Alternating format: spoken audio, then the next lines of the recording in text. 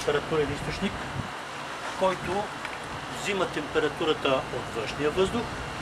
Значи, ако е минус 5 градуса външния въздух, минава през питата, в която има фреон и излиза с минус 10 градуса.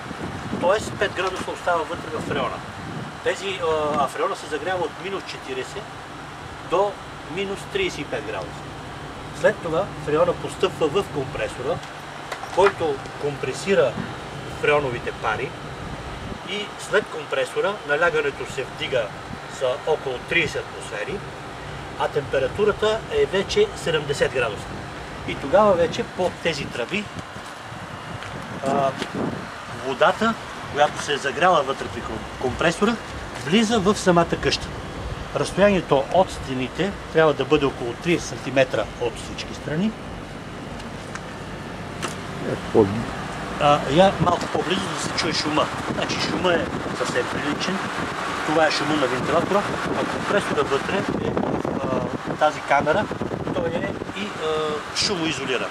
Така че шума, който е за съседите, е съвсем малък. Да, в момента това е табло управление, което показва температурата и състоянието на термопомпата. От тук има един изнесен бутон, от който се включва и изключва самата термопомпа, а с подвижно капаче вече може съответно да се правят допълнително настройки на самата термопомпа. Както и един период от време, в който тя може автоматично сама да се включи и след определено време да се изключи. Тоест, може да се остави като седмичен програматор. И с регулиране на температурата и много други функции, които са описани в паспорта. Това е.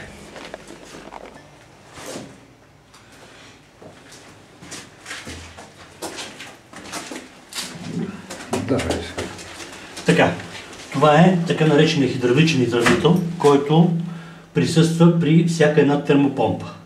Това са две циркулационни помпи, които осигуряват постоянен дебит през термопомпата и през радиаторите, за да може ефективността на термопомпата да бъде най-голяма. Това е. Не долу. Ето тук ще снимаш. Снимам в момента. Добре.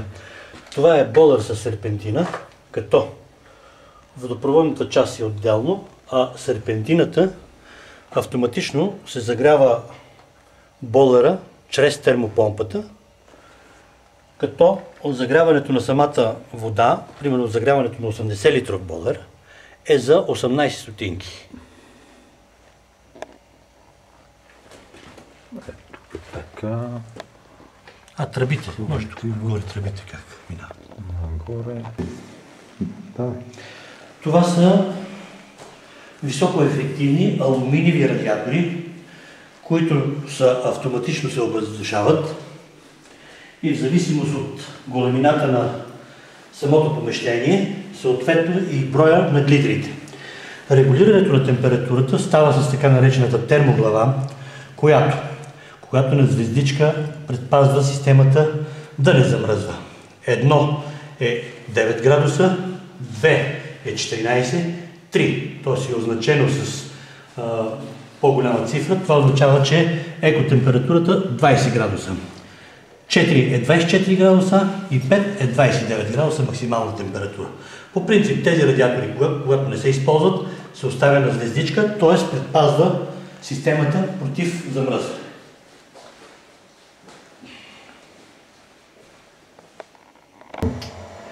В санитарни помещения се използват така наречената лира, гладкотръбни тела, които отопляват най-добре санитарните помещения. В зависимост от големината на санитарното помещение, лирите се различават по размери.